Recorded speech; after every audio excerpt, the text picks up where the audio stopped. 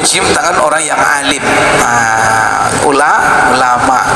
Maka di sini seperti di dalam satu kitab seperti Mawsu'ah Fiqhiyah ya, dirumuskan oleh beliau yang merumuskan ini. Dia katakan bahwa mencium tangan ulama itu termasuk mencium yang dibolehkan, yaitu takbil yadil alim. Jadi di sini termasuk nanti insyaallah lah kita jelaskan. Maka mencium tangan orang yang zalim kan tidak boleh, tapi kalau dia mencium tangan ulama itu dibolehkan, tapi bukan maksud mengkultuskan, cuma maksud memuliakan. Ini yang dinukil oleh seperti di dalam Mawsu'ah Al-Fiqhiyah. Coba saya bacakan nasnya.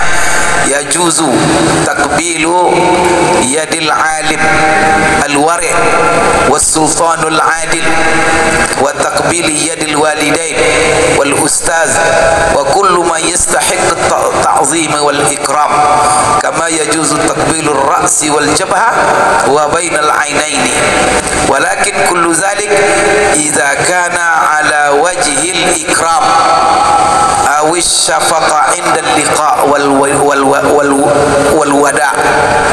Itu katanya wa tadayyunan wa ihtiraman ma'a amni syahwah wal ghulu. Kan di situ apa? Wa qad sabata anna an-nabiy sallallahu alaihi wasallam anaqa Ja'faran hina qadima min al-Habasha wa qabbala baina ainaihi. Apa dalam artinya ini? Boleh mencium tangan ulama, tapi ulama yang wara. Jangan sembarang ulama katanya ulama tapi semua masuk oleh dia. Tidak itu. Jadi yang wara. Kemudian boleh mencium penguasa yang adil, bukan yang zalim. As-sultanul adil boleh. Wa takbilu yadil walidain, mencium tangan orang tua, dua orang tua. Kemudian tangan ustaz dan seluruh orang yang berhak untuk dimuliakan.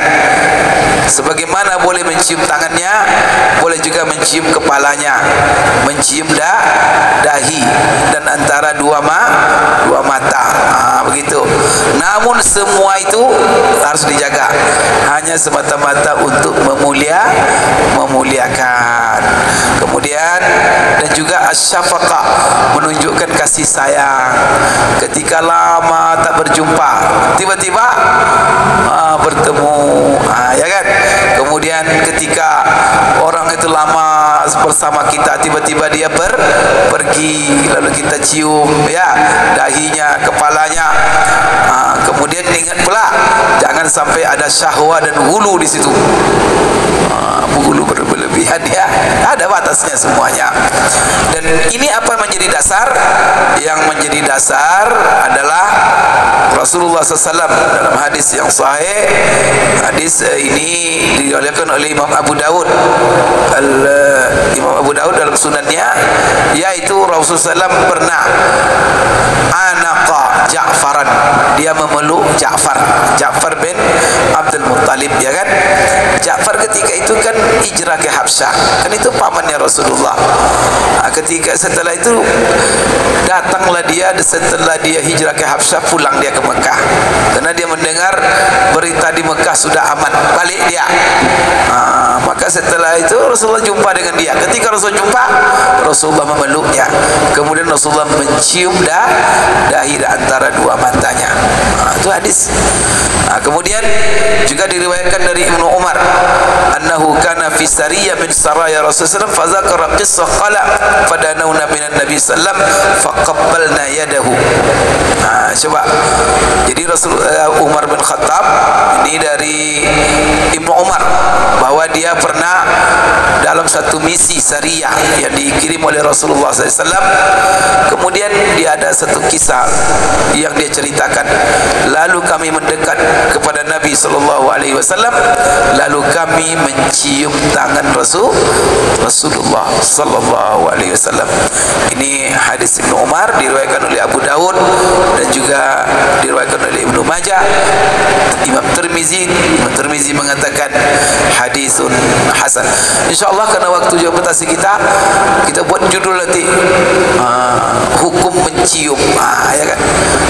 Itu kan perlu kajian khusus secara fikih. Kan mencium ini kan banyak macamnya kan, apa yang dicium, termasuk nanti mencium mushaf, apa hukumnya. InsyaAllah kita buat kajian khusus nanti.